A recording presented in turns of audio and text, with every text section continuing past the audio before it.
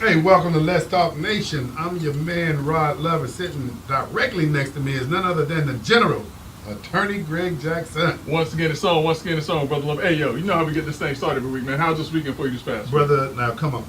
You know, this weekend was fun-filled, very educational, very informational. It tugged at your heartstrings, Yeah. but it also increased your intellect. And Greg, I don't know how many notches I want to go, but man, this weekend was incredible.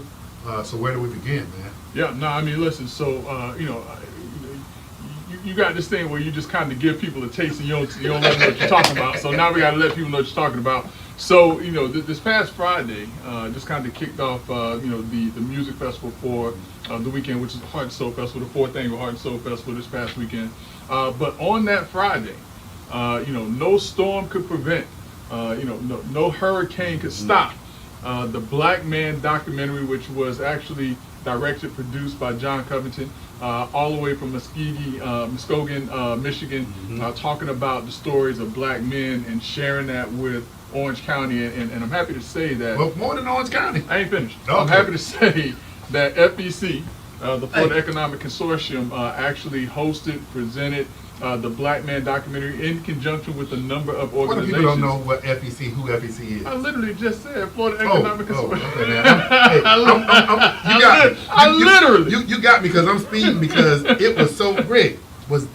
Man, okay, I take it back because. Well, listen, but the other part though, the Florida Economic Consortium is a nonprofit organization that helps to bring resources or make communities aware of resources throughout the community, and so FEC was there and allowed the Black Man documentary to be presented here in Orange County at a A1 class venue, which was the Orlando Art Museum, and listen, Brother Love, it was, listen, kudos, hats off to FEC under the direction of my good friend, to my right, Brother Love. Thank you, sir. And putting all of that together and allowing the folks to see the Black Man documentary that is being shown across the country. You're right. Across the country. I think the next stop they said is LA, right? You're right. And Greg, what a time that we had. And I mean, I can't let you give me all that without throwing something back at you. But one of the things I'm going to throw at you first is you said you can't tell people all that, man, without telling them what you're talking about. Well, you taught me about developing these cliffhangers to put people on. And now you Hey, brother, but nobody moderates like you, brother. No, I appreciate that. I mean, let me lay it out for everybody. There was a great reception. We had Ole's that did the catering services for this. I wouldn't know. Oh, because we were working. Yeah. I heard the food was great. It looked good. It smelled good. I don't know how but I'm sure it tastes good. But Clover. Now, Greg and I didn't get a chance to eat anything. Not a morsel. So I'm wondering, do we get a what do they call it? Something. A gift tray or something? A sampler or something. Yeah, something. Yeah. But I heard that the food from Ole's was excellent, and I already know it is good. But then we also had Jared Armstrong, one of the saxophonist, vocalist. I thought he tap danced for a minute. I thought he was doing everything out there, man. The brother's bad. No doubt, the brother's man. bad. No doubt. But now I will say this, Brother Love. In prepping for the event, everything about the event, I thought it was just going to be Black men. Now I was very, maybe pleasantly surprised to see that there were women in attendance, and those women had an opportunity to not only listen to but to also participate in the conversation about Black men. Yeah. And so that was, and not just women, but young men. The youth were in attendance, and Brother Love, every time something is done, and in particular, anytime you put something together, you never forget the youth, the young people that have to hear and have to be a part of what's taking place in this community. So, Greg, it was so moving. But then I also want to let people know that don't let the title fool you when you look at the Black Man documentary to think that it was exclusive to Black people. No, it was not. Greg, one of our special guests, who also, unbeknownst to him, received an acknowledgement award, was Representative David Smith. Representative David Smith, who has been a great partner to the Florida Economic Consortium, that has worked diligently, man. When you talk about the things that he's advocated for with development of relationships with law enforcement and local communities that have historically had an issue of trust. Yeah. Representative David Smith has been Johnny on the spot Yeah. in being an advocate and supporting initiatives such as that. But then also Representative David Smith has been a champion for responsible fatherhood, and that's in Seminole County. Yeah. And I mean, this guy is incredible, but Greg, he sat through The entire thing. and Yeah. the engagement, the discussions that were taking place. So you asked me about how my weekend went. I reverse it back to you, starting on that Friday. Greg, let me ask you this. Yeah. How did you feel about when the premiere was over, and then you had, as the panelist, because there was some therapy that was needed after the premiere, Yeah. some engagement, and you had Commissioner, City of Orlando. So Commissioner- let's do this. Let's do this because I mean, I'm going let's through- lay it out right, man. Okay. I mean, if we're gonna Okay. do it, we got to do it right because again, this event was presented by FEC. First class, program, and the panel, as you said, this was touted as a therapeutic panel, and on that panel, Brother Love, and I'm gonna go from John Covington to this end, and I'm going Okay. to this end for a reason. Gotcha, You'll know about gotcha, second. yeah. But on that panel, having a conversation about what folks saw, and also the experiences that people have in their own communities, was Mr. John Covington, there to have that conversation.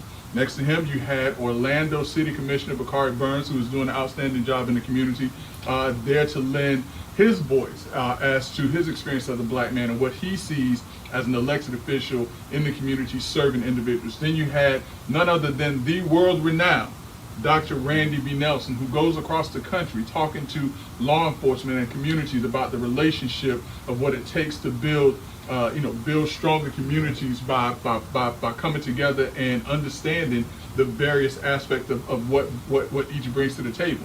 Then you have Mr. McKenzie, who was there, who brought a level of honesty, a level of firsthand experience of when you make a mistake, and how you move away from that mistake. And now, as a family man, how you want to do things. And younger generation too. Better as a young man, absolutely. Yeah. So he was there to present on the panel. But also, last and certainly not least, and that's the reason why I came this way, was Admiral David Brewer, African American, an admiral in the U.S. Navy. At the time that he became an admiral, he was the only African American admiral in the Navy at the time, is my understanding.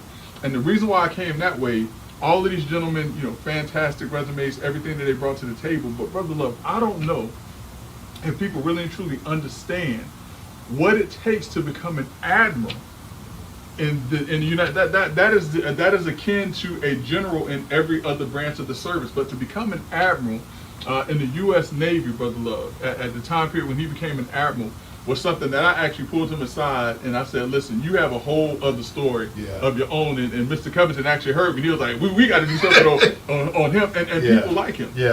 Because that is going to be a fascinating story, because people don't understand that once you get to the 05 level, I want to say 06, maybe it's 06, once you get to the 06 level, that has to be confirmed by Congress.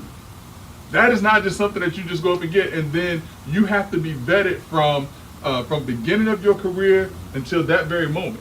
And so for us to have an admiral, a film producer, a world-renowned community engager with law enforcement, with communities, to have a shining star, an up-and-coming political figure in Bakari Burns, and to have a young man, Mr. McKenzie, that was sitting there having this conversation, was outstanding, Brother Love. Outstanding, great, but the way you navigated the process of asking the questions and pulling those answers, I mean, great.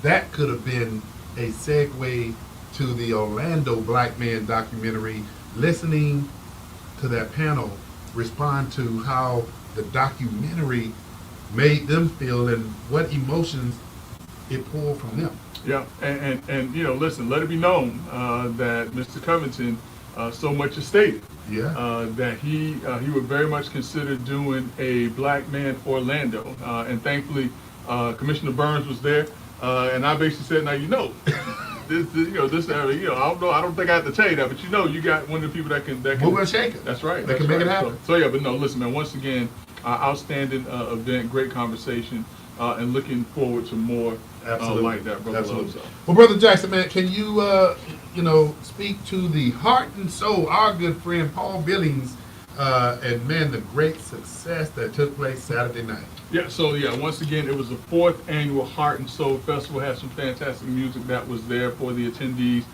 Zap, Midnight Star, Confunction, who this is their 2nd time there. Yeah. You also had Troop, and they had Mickey Howard. I believe she was there for the 2nd one also.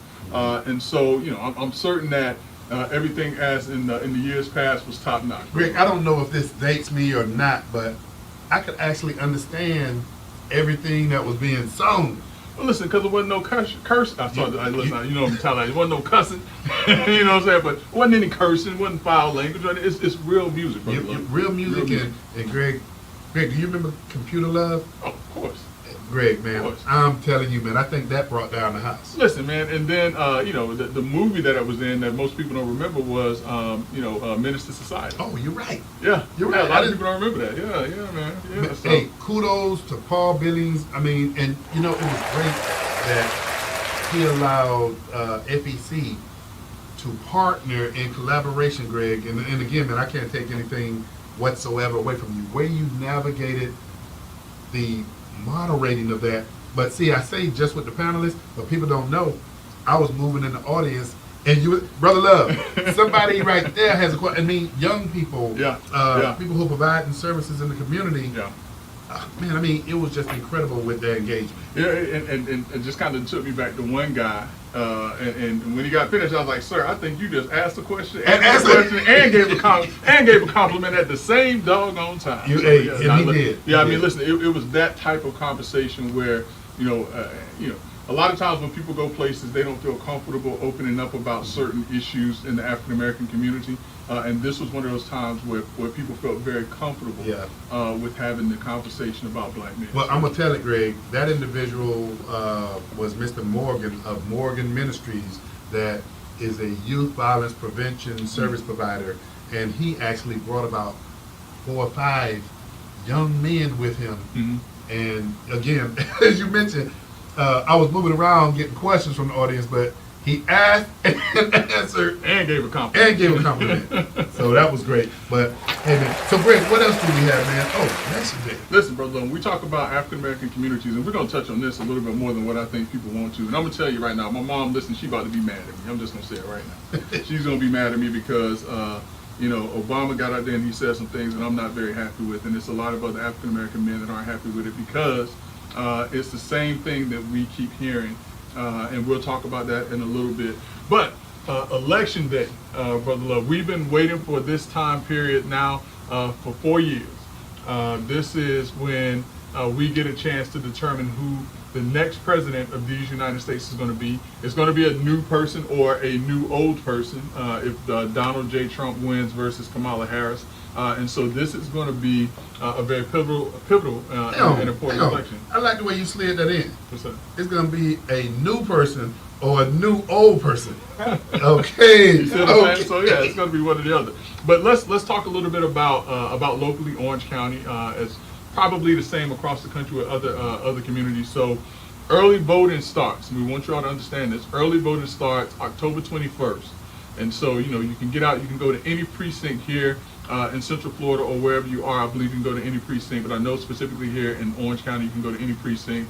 And that's from that's from October 21st to November 3rd. Mm-hmm. So please, ma'am, sir, get out and vote. If you have a young person who has just gotten their voter's registration, please take them out to vote. You have 2 weeks to get out and go anywhere. Now, if they miss that time, they have to wait until November 5th, and you have to go to your designated precinct. The other thing too, Brother Love, is that in addition to that, that the deadline for vote by mail ballots is going to be coming up soon. I want to say it's the 17th of October, so if you have not gotten your vote by mail, you have a little bit of time to request your vote by mail. That's for any of you all who have students who are out of town, outside of the county that they are domiciled, that is their home address. For instance, my daughter, who is up on the Highest of Seven Hills, if she's going to vote by mail, she has to request that by the 17th of October, I want to say.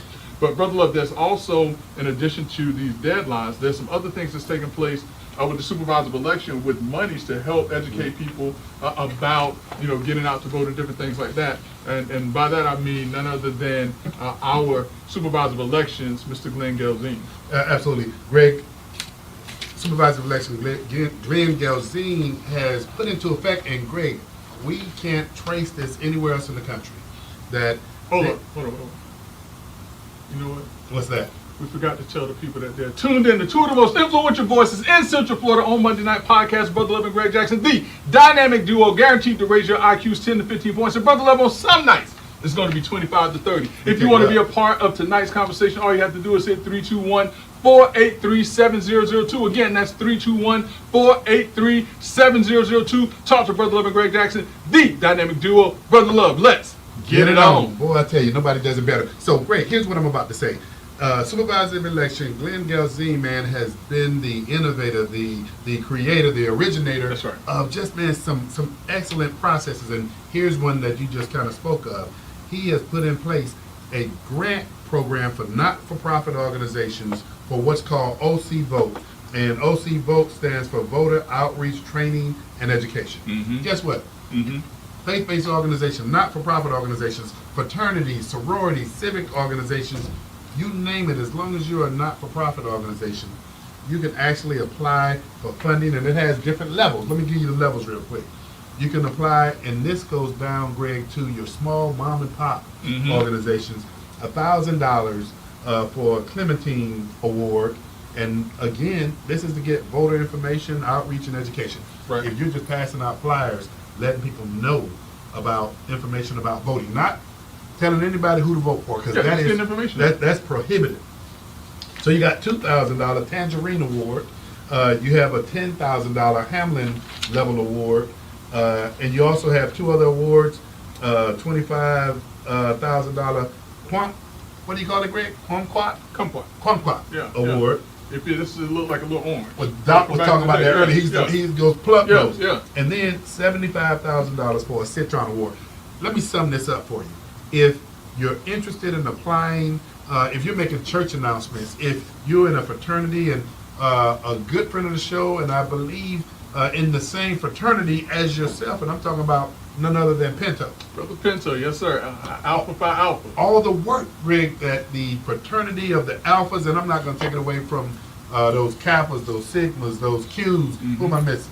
I mean, that's pretty much it. For the male side. For the male side, and our oldest as well. And then you also have your sororities with the Deltas, the AKAs, the Zetas, as well as the Gamma Sigma Rhos. So think about all the work that they have done historically, providing education. But Greg, guess what? This is not something that's just 30 days or 60 days, as you and I have been critical of when we see organizations come in 60 days, 30 days before an election, and they put people on the ground that we don't even know. Yeah. Well, now your organization can apply not just before this election, but year-round to continue to give education and information out. So, Greg, I'm telling everybody to contact the Orange County Supervisor of Elections Office. Get more information, get the application. Call that office and tell them you want an application emailed to you so you can apply for this funding. Absolutely. And once again, we have to give big ups and big kudos to Brother Glenn Gelzine, who is the supervisor of elections. This is his brainchild. This is his brainchild. Yeah. Let me segue for something you just said. You mentioned everybody, and you given that voter information and education and training right now, but something you just mentioned about the day of election that you have to go to your precinct.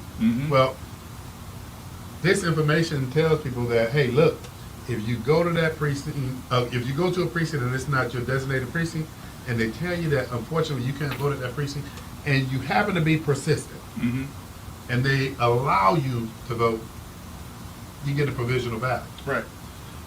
And you mentioned your daughter also in relationship to the mail-in ballot. Right. Well, here's the other thing. Because of laws changing and things of the nature, you need to be privy to it, that you have to go, I believe it's every 2 years, and we can get a fact check on this, but to update your signatures so that you can actually have your mail-in ballot mailed to you so that you can get it and mail it back out. Right. So That's these right. are some of the things, not all of them, but the Orange County Supervisor election, if you apply and get awarded these grants, you'll also be afforded to go through a virtual or in-person training so that you're well equipped with the knowledge and information and documentation to go out there and do the job right. And here's the other thing too, that Brother Geraldine talked about, because he was in attendance on Friday also. He talked about that, for the first time, the historic town of Eatonville, which is the oldest black charter municipality in the country, is going to be a location for early voting. And so, let's make this a historic time for the town of Eatonville, the historic town of Eatonville. And if you want to go early vote in this historic election, one way or the other, you can do so in the town of Eatonville. Now, I don't think Eatonville gets any benefit from it. They don't get any kickbacks, but at least you get a chance to experience, the town that freedom built. You're right. The oldest African American chartered municipality in the country. You can early vote between October 21st and November 3rd in the historic town of Eatonville. Okay, Greg, educate. I mean, if you've been living under a rock, that's the only way you don't know. But at the highest level of the election, and I'm talking about the presidential, who do people have the choice of selecting from?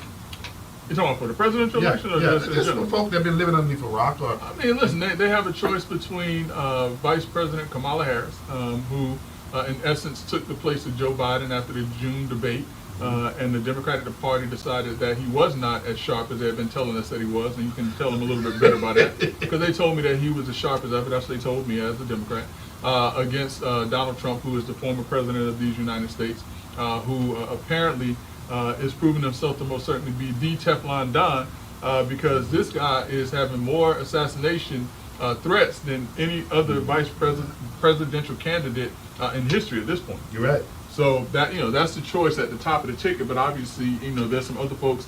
Former Governor Rick Scott, he is on the ballot for his Senate seat this year. But more locally, Brother Love, here, the supervisor of election, that is a race that folks are going to be looking out for. You have 3 candidates in that race, one of which is Karen Castadental, as well as West Hodge. There's another gentleman and another young lady who's in that race. And then there's also another race, Brother Love, that we talked about quite a bit, actually 2 races that we talked about quite a bit, one of which is the Orange County District 1 race, with the gentleman who has been in, sat down and talked to us, Mr. Ashton Arthur, and his opponent who is in And not just talk to us. Yeah, He talked to Let's Talk Nation. That's right. And then for Orange County District 3, another young lady who came in, talked to Let's Talk Nation. She is the incumbent in that race in the form of Ms. Uribe, Commissioner Uribe, and her opponent is Linda Stewart, who is a former commissioner, former representative, former Senate, who just can't seem to want to get out of politics. You're right, but Greg, I can't even floss over Commissioner Uribe when she came in and basically educate. I mean, we thought and you and I, we are pupils of what takes place in government, but she came in and she broke down, man, some of the aspects of some of the things that we need to keep our eye on, man. And when I say she has her fingers on the pulse of what's taking place, when I say that she is a good steward of public service and taxpayer dollars, man, Commissioner Uribe came in and basically laid it out for us. Yeah, no doubt. And Brother Love, just to be fair, because I don't want to, listen, I was a political candidate in 2 different races, and I never wanted someone to mention the race that I was in and not mention my name. So I want to be fair to the other individuals who are running in that supervisor of election race. Again, I mentioned Kara Castadental, also mentioned West Hodge, but there's also Dan Helm, as well as Sunny Linda Marie Groove. And so those are the other individuals that are running in that race. And as I indicated, the District 1 race for Orange County and the District 3 race for Orange County.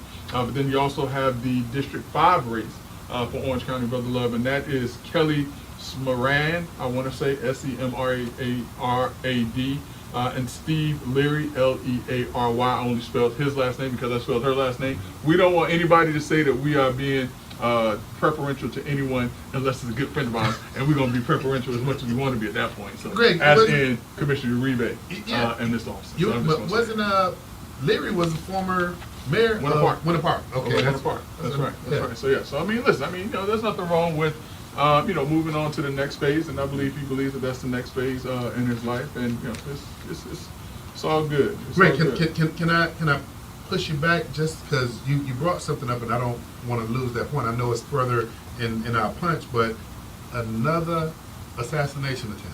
So you don't want to push it. You don't want to bring it up, but then you're gonna bring it up. What What you want to do now? Well, I want to talk. You I want wanna to push talk it about back, that. I or want you to wanna talk about it it now? I want to talk You about want it it right now? Yes, sir. Right now. Right now. This minute. It's hot.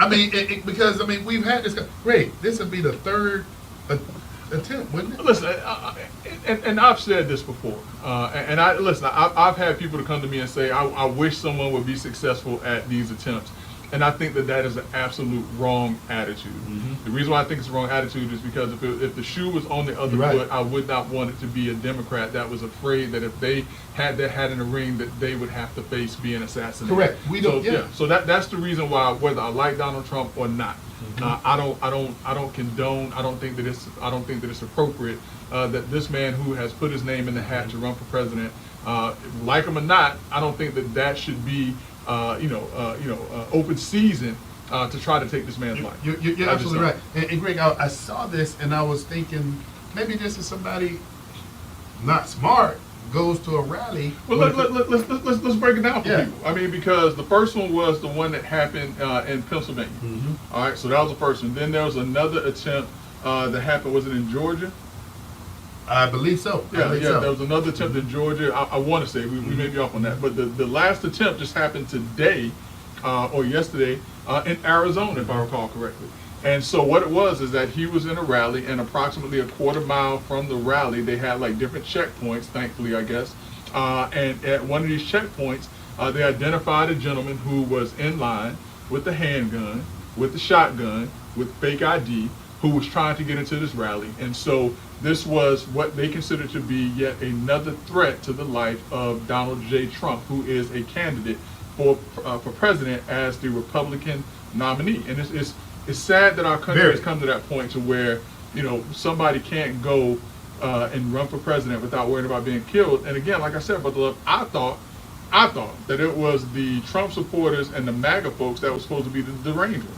But right now it seems that it's the Democrats who has the yahoos, because each one of these individuals, to my understanding, were either Democrats or supporters of Democrats that's doing this. And I don't think that there's enough to decry what's taking place. I know that Joe Biden, thankfully, and even Kamala Harris has stepped up and said this has no place in politics, which I 100% agree with. You're absolutely right, Greg. And I don't know what it's going to take, man, to just even stop this kind of behavior. This guy was in line, Greg, with a shotgun. Yeah. And then I read something more that he had a high velocity Yeah.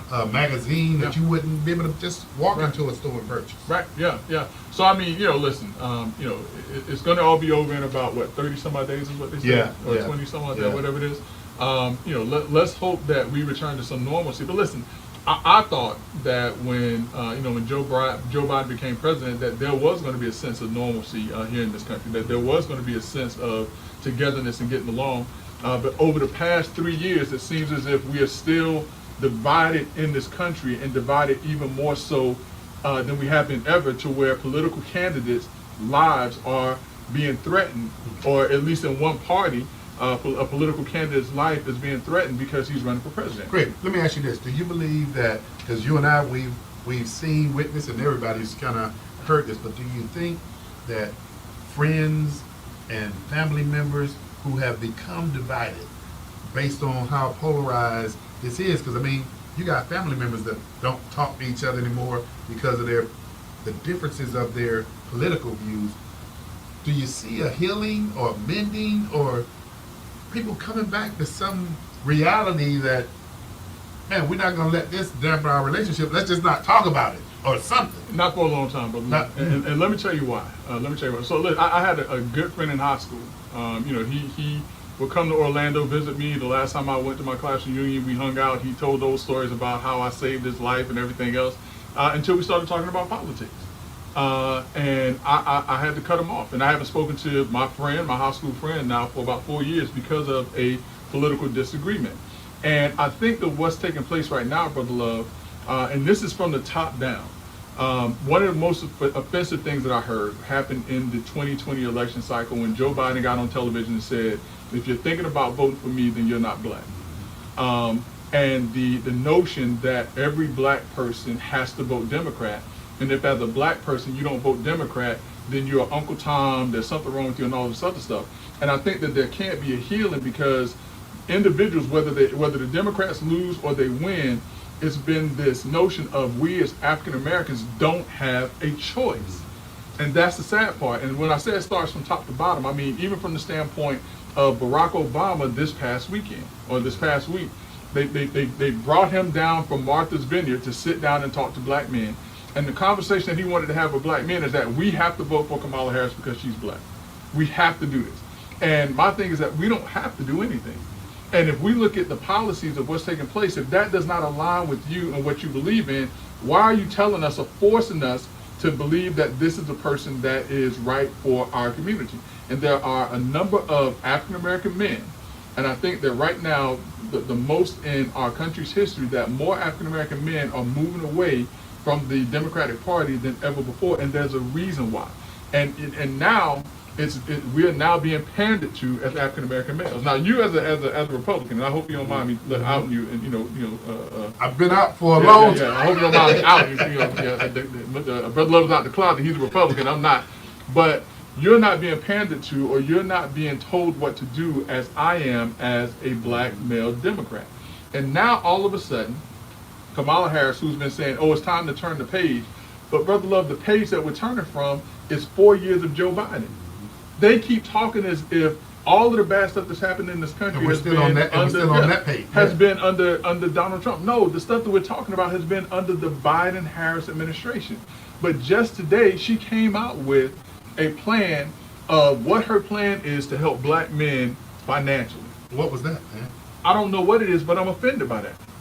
I'm offended by that. I'm offended by the fact that every time they talk to African American males about the issues that are important to us in the community has to deal with social justice, with prison, with welfare, with all these other things, when that's not even the life that I live. Mm-hmm. They presume that as a black man, that those are the things that's important to me, and they're not. But let me say this to you. Let me say this to you, Brother Jackson. Here's something that I am very happy about. What's you know what that is? What? Now that they're finally talking to black men. And listen, but why? But why? You know the why. You know the why. So when you say, "Oh, they're finally talking to," why? They're concerned. They're concerned. Right, but what happens after this conversation? Are they going to continue to talk to us, or are they going to do us like they do? I'm with you on that. Are they going to do us like they do the African American community every 4 years when they come and they ask us for our vote, and then we don't see them again? Okay, but here's the other part. And man, I do not agree. I love the fact that black men are speaking up. I love the fact that they're voicing not only their concern, but they're placing an argument in place. But here's something, man, that I've been observing, and it's been on social media like crazy. Hey, man, I totally disagree with the level of disrespect that you see black men exerting toward Magic Johnson. I love the fact that they're Magic Johnson.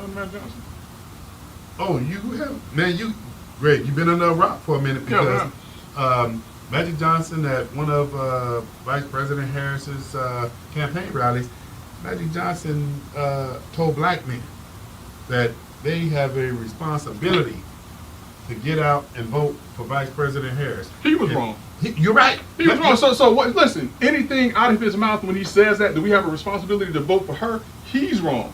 And whatever backlash comes from that, he needs to own that. You're right. He owns that. No, that's what he said. But the level of the backlash that is taking place against him, it's not. It's directed at him, but it's. I think what else that it's pulling in, they're pulling in and they're redirecting a lot of this toward Magic, and they're talking about the fact that, man, you go back and tell us how you raised your son, and you know where I'm going. So that, Greg, I got to tell you, man. I don't agree with that. I mean, I totally don't, but I love the fact that these black men are stepping up, and we often hear this thing about black people aren't monolithic in their thinking. Well, man, these brothers are letting it be known. And again, my party, I'm gonna say this, my party, man, I think that there's a missed opportunity to have a conversation about how big this 10 Oh, is. no, it's an absolute missed opportunity Yeah. by the Republican Party. Yeah. I mean, and like I said, I mean, after this election, I'm probably going to be a former Democrat.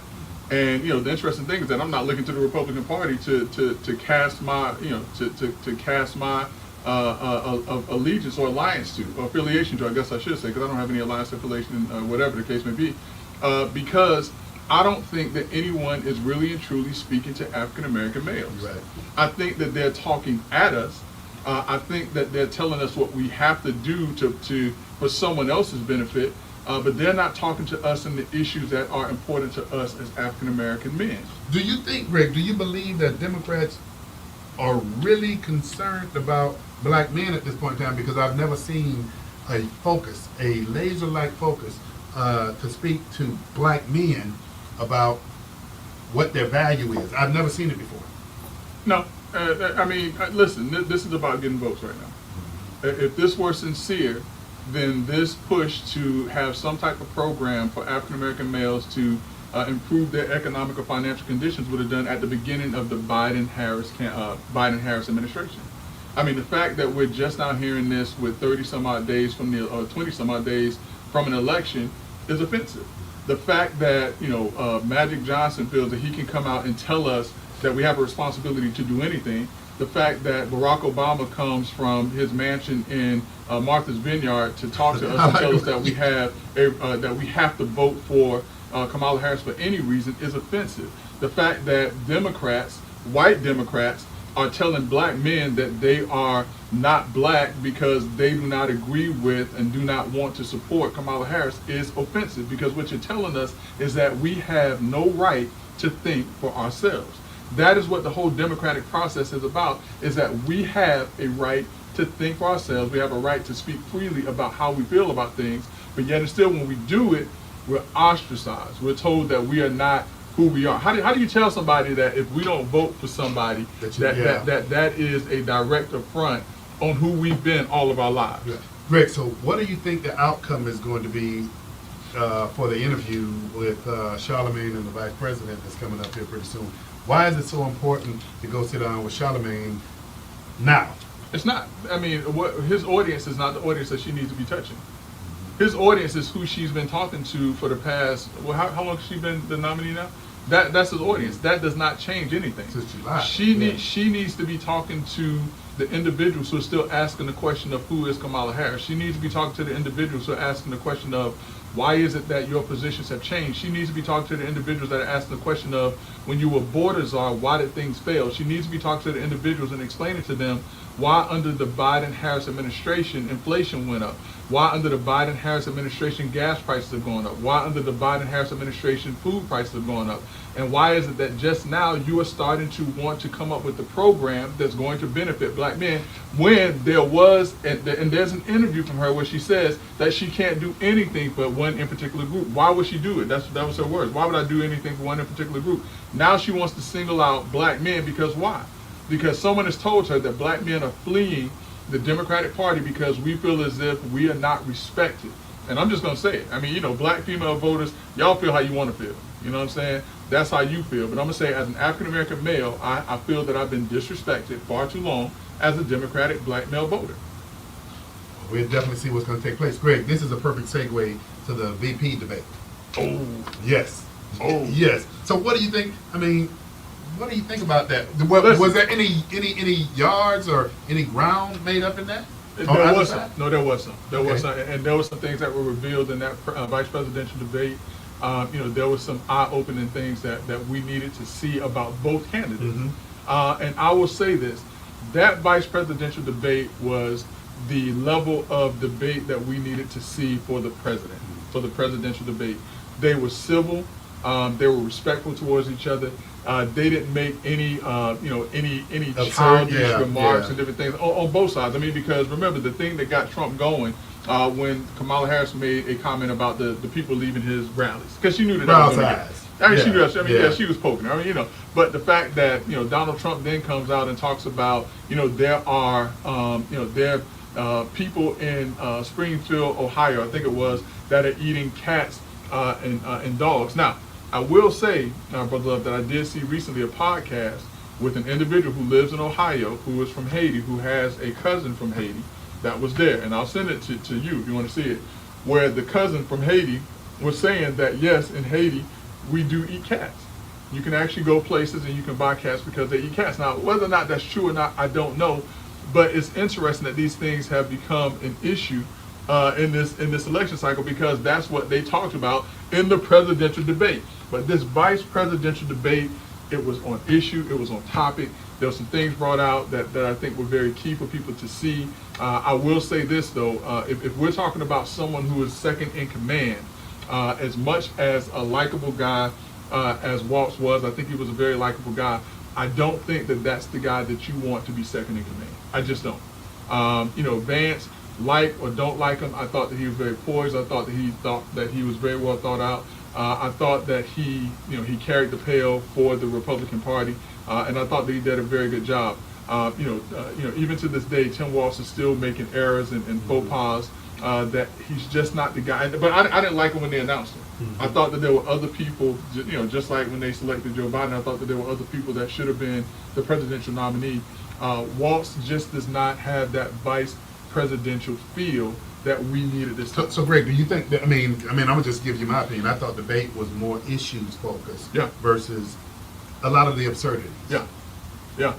I mean, and listen, J.D. Vance is quick on his feet, man. Mm-hmm. I mean, even they had rules to the debate, and when the commentators tried to fact check him, he checked them, mm-hmm. and so much so until they had to cut off his mic because he was getting in their behind because they had rules to this, and they were violating the rules. But when we talk about just sheer issues, a command of the issues, and understanding of the issues, I think that J.D. Vance did a very good job. Where Tim Walz did very well, he backed J.D. Vance up against the wall when he talked about the election, who won the election. But Vance, being who he was, he basically said, listen, you're talking about something that happened 3 years ago. Let's talk about the issues that's supporting the people now. Let's talk about people's free speech being assaulted under this administration. Let's talk about the gas prices. Let's talk about the food prices. And I think that he brought it back, to what the issues were. But both of them, Brother Love, to their credit, and I cannot, I cannot say this enough, but both of them had the respect for each other, had the respect for this country, had the respect for the office that they're seeking to have, to say, listen, we can agree on some things. There was a certain decorum that you expect to see. Yeah, we can disagree on some things. Mm-hmm. But they were able to shake hands at the end of that debate. And I think that they could actually have a real meaningful conversation. That was the type of debate that we needed to see from the two presidential candidates. You're absolutely correct. Greg, I'm going to keep us rolling, man. Harris' husband, Vice President Harris' husband, was accused of something just recently. This is very interesting, and I don't know, if folks have heard about this. And, Let's Talk Nation, we try to keep you all up on different things. And, whether or not, I don't know if it becomes a real campaign issue or not, but it is of interest. And only because when Senator Harris sat on the committee for Brett Kavanaugh, and there was an allegation against Brett Kavanaugh that was unfounded, she basically said, I believe her. Basically saying that anything a woman accuses a man of doing, she believes the woman. And those were, in essence, her words. Brother Love, a woman has accused Vice President Harris's husband of assaulting her. It was a former girlfriend. They were at a hotel in Cannes, and she was speaking to someone. He got upset, and it's been reported that he slapped the woman across her face. That's the type of thing that and only because he's the first gentleman. They're touting him as the new sign of masculinity, a man who has stepped aside to allow his wife to be the vice president, which I'm still trying to figure out. You allowed your wife to be, no, your wife is the vice president. You didn't allow anything, the people elected her. But listen, this is the type of thing that, what's good for the goose is good for the gander. And if it is the case, Vice President Harris should be the first one to step forward and say, hey, listen, if this is true, my husband was wrong. I believe her. But we haven't heard that. It's been swept under the rug. by by legacy media, because they don't want you to hear that there is yet even more inconsistencies with this campaign. But when you talk about media, though, Greg, I think that opens up another whole can of worms in terms of the level of reporting that we witnessed and seen.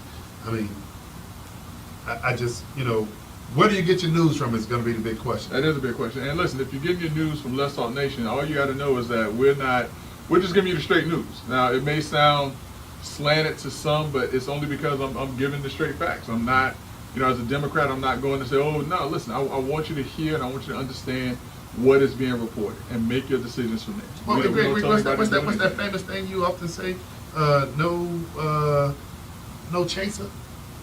Oh, straight with no chaser. That's it. Yeah, That's yeah, it. straight That's shot, no it. chaser. That's Yeah, it.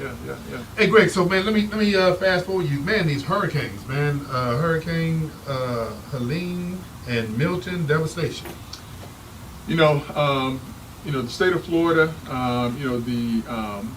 The Big Bend area had to suffer through Helene. We just saw that, and the folks in North Carolina. Let's our thoughts and prayers continue to go out to the folks in North Carolina, parts of Georgia, because they're still without power, still struggling up in those areas from Hurricane Helene.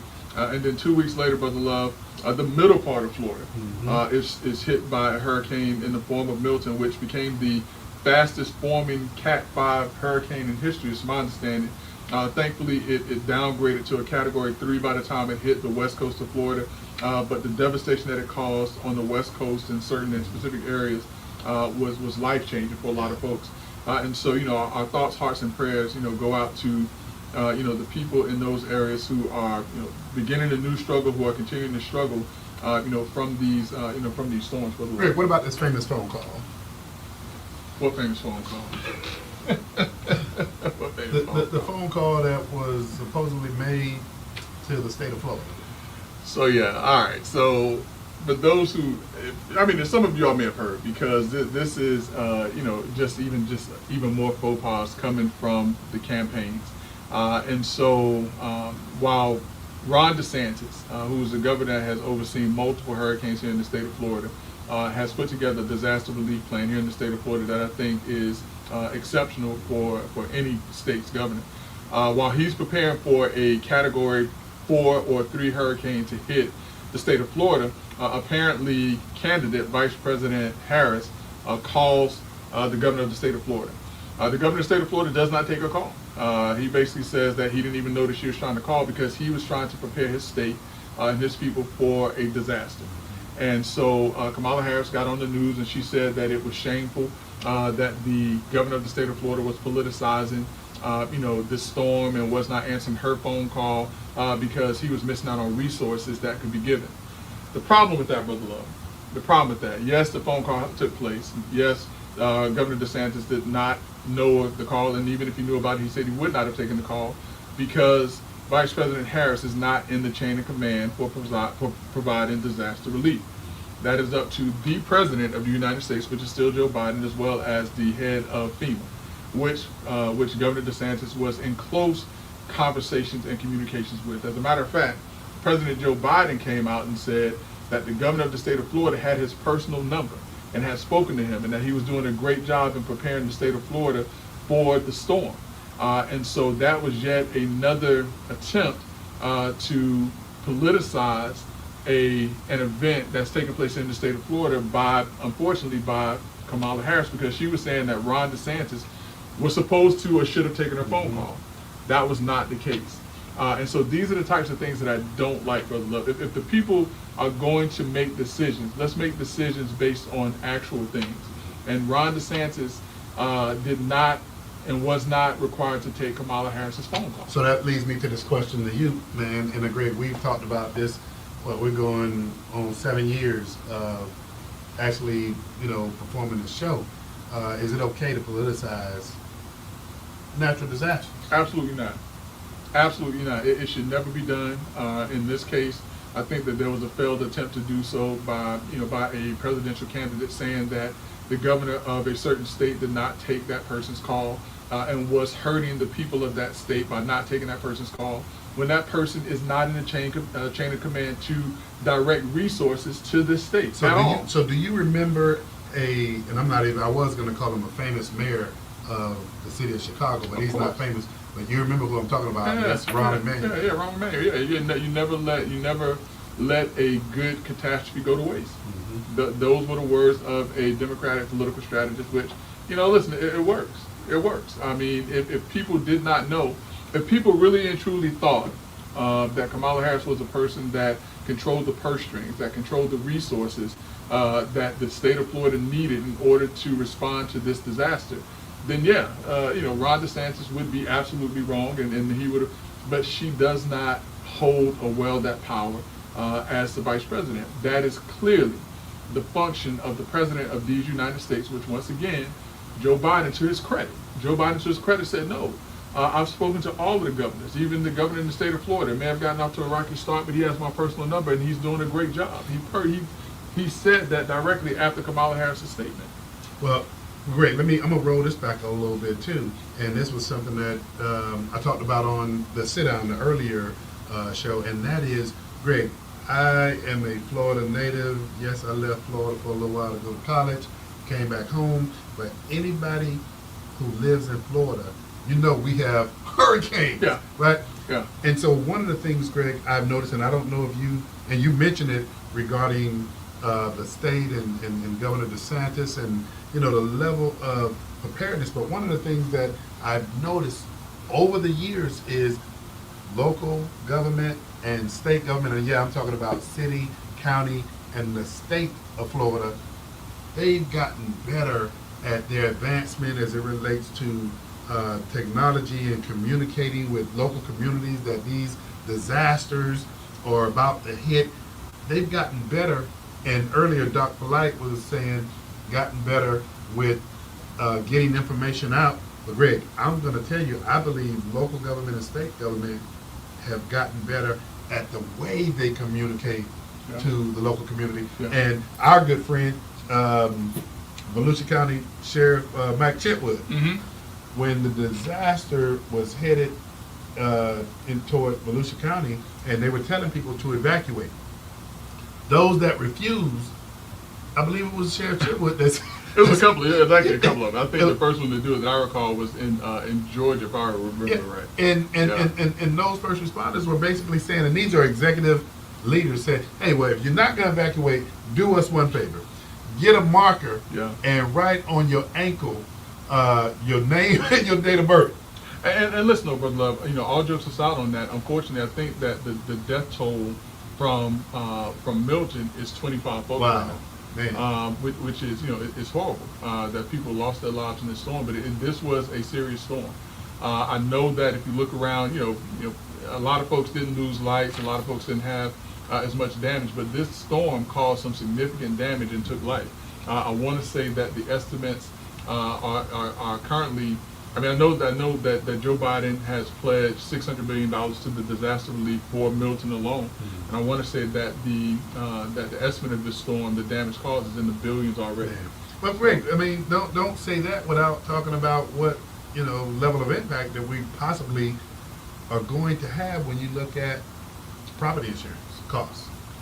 Yeah, but thankfully, I think the state of Florida has done a good job of getting insurers here in the state that are going to stick it out with the folks that pay their premiums and that have homes and different things like that. So, I hope that there are no issues with that. I really truly hope that there are no issues with that. But brother, let me just circle back on something, because what I think I have to give a caveat, because I think that a lot of times when folks hear me talk, they think that I have an issue or a problem with Kamala Harris, which I don't. And there's certain things that I don't like about her policies. But I have a great deal of respect for Kamala Harris and how she's come up through the ranks and different things of that nature. But listen, I don't agree with my wife on everything. And so if you think that I'm going to agree with everything that Kamala Harris says, or whatever the case may be, then you're wrong. If you think that I'm just going to vote for her because of the color of her skin, and we're not going to get into the race part, then you're wrong about that. And I think that I'm more upset as a Democratic black male, Brother Love, that I've been told that I have to do something. That if I don't do something, that brings into question who I am as an African American male. And so I'm more frustrated with the attitude of certain Democrats. I'm more frustrated with the attitude of the Democratic Party in telling me that I have to do something because of the color of my skin. And that is, anyone who believes that or anyone that's hearing that, you should feel disturbed by that. Listen, they even tell you in church, Brother Love, let's get biblical on this thing. Let's get biblical on this thing. But for those who are biblical, when you're giving your tithes, it even say the Lord loves a cheerful giver. If I'm going to give you my vote, you want me to be cheerful in giving you my vote. You don't want me going up in there mad and upset because of it. So, yeah, listen, if I can't be cheerful in giving you my vote, don't be upset with me about that. You're right. You're absolutely right. Don't be upset with me about that. You have to understand that the place and the position that I, as an African-American male, and coming from the things that are important to me, the values that I hold near and dear to my heart, are not tied to a political party where that party can tell me what to do as if I'm in a communist country. Major issue is telling people, particularly black men, if you don't vote for a particular person, then you're not black. Listen, to hold a meeting to chastise African American men. I mean, listen, man, I'm very disappointed in Barack Obama. I'm very disappointed in D.L. Hughley. I'm very disappointed in Magic Johnson. To say that we have a responsibility to vote for someone because of the color of their skin, that is very disappointing to me. And anyone that says that, and I'm very disappointed in my white counterparts who are Democrats that have the nerve to say that if I don't vote with or if I don't agree with Kamala Harris, that brings into question who I've been for all of my life. That no one can take that from me. Greg, there used to be, and when I say used to be, I'm talking about a short period of time ago when people were saying and encouraging folk to actually get out to vote, and not, the focus was, hey, if you don't vote this way, you're not black. Yeah. Listen, and I'm going to say this again.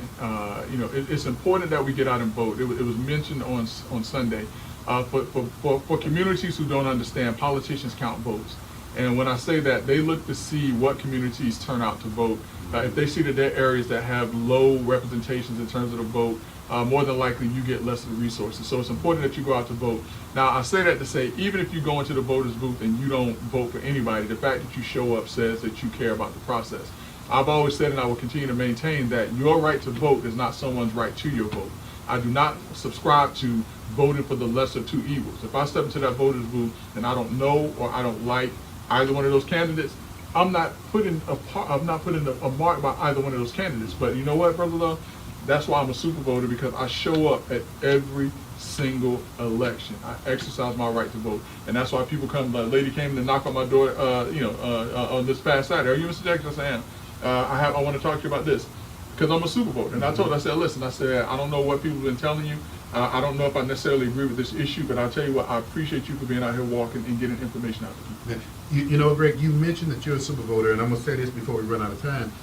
Something else that both of us have discovered, aside from individuals being super voters, Greg, do you realize that there are super voting churches there now that actually know and they're not, to my knowledge, not encouraging or telling the congregation who to vote for, but are polling their members from an education perspective of saying, how many people in my congregation are actually voters? Listen, let me, and I know that there are a lot of churches like this, but I got to give a special shout out to St. Paul AME, which is my church. And in particular, Pastor Gerard Moss is the senior pastor there, but in particular, Brother Bobby Scott. Okay. He is the chair of the Social Action Committee for St. Paul AME Church. And he took it upon himself, Brother Love, to put together a voter education forum that brought together individuals in the community and provided this information. And so when you say that there are churches that are super voter churches, it's that type and that level of understanding of the importance of someone's voice in this process. And Brother Bobby Scott is a good man, by the way. But Greg, hey man, this has been a fantastic show. I got to tell you real quick before we run out of time, one of the best shows, man, that there was a guest co-host that was with you was one with Representative Bruce Anton. Yes, sir. And I love the dynamics that went on with that show. I love the voter information and education that went on, but I love the realness that took place with that show, brother. Yeah, listen, man. Representative Anton, he always does a great job. He's just a good person to talk to, but he is also knowledgeable. And if you all don't remember, he's also very entertaining. You're right. He gave it a shot with no chaser. Yes, he did. Hey, Brother Jackson, man, I appreciate it. And until next Monday, brother, you do not have to go home. But you got to get out of here. Until next Monday at 7 p.m., join us for Let's Talk Nation. The General and myself, we'll see you next week.